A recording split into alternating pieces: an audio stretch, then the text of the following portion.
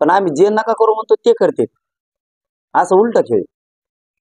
आमचं एक काम नाही केलं. कोणचं काम केलंय? एक बी नाही केलं आम्ही, एक सुद्धा नाही.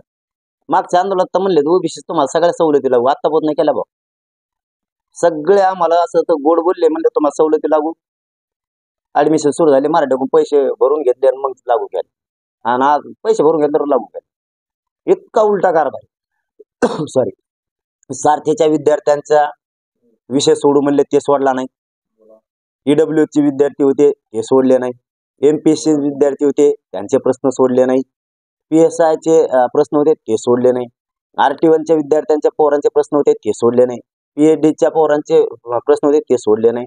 अण्णासाहेब पाटील विकास महामंडळाचा विद्यार्थ्यांचा विषय होता तो सोडला नाही.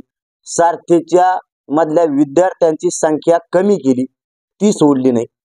शिक्षकांची 43 केली वयोमर्यादा शिक्षणातली, आणि ओपनची 38 केली.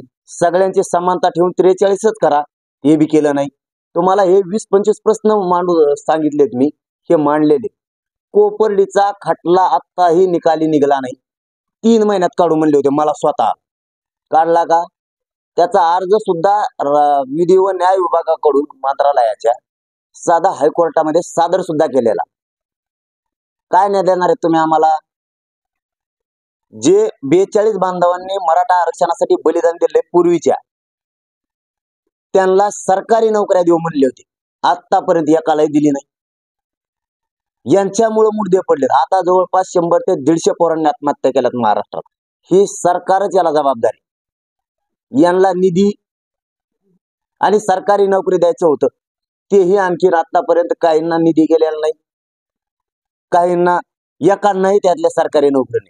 काय करताय तुम्ही? काय दिलं आम्हाला? कोणचं दिलं सांगा? काहीही दिलं नाही आम्हाला, काहीच दिलं. काय काय बोलायचं यांना?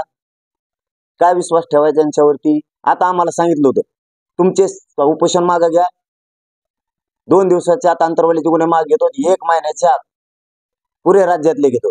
घेतले नाही. दुसरा मुद्दा, एकालाही अटक करणार नाही. आमचे आंतरवालीतले आरोपी अटक केले, काहींना नोटिसा दिल्या. हे काय डाव चालला तुमचा? तिसरी गोष्ट, 24 डिसेंबरच्या आत जे आमचं लिखित ठरलेलं आहे त्याप्रमाणे महाराष्ट्रातल्या मराठा समाजाला या नोंदीच्या आधारावर आरक्षण दिलं जाईल. आतापर्यंत तुम्ही काय केलंय? सांगितलं नाही. मग इथून तिथून फसवणूकच ना.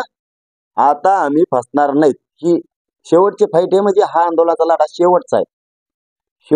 मराठ्यांना आरक्षण देऊनच थांबणार आहे, याच्यावर आम्ही ठाम.